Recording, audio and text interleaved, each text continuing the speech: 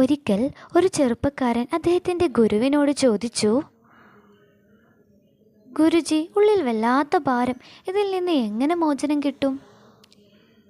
കുഞ്ഞെ, ഒരിക്കൽ 2 ബുദ്ധഭിക്ഷുക്കൾ നിറഞ്ഞുകിടക്കുന്ന ഒരു നദിയുടെ കരയിലെത്തി.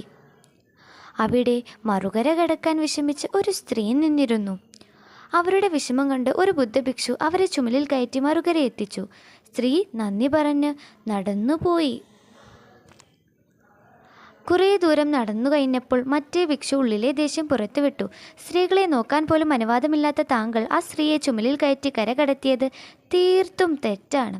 അപ്പോൾ ഒരു പുഞ്ചിരിയോടെ ആ ഭിക്ഷു പറഞ്ഞു, സുഹൃത്തെ, അക്കരെ എത്തിയപ്പോൾ തന്നെ ഞാൻ ആ സ്ത്രീയെ വിട്ടു.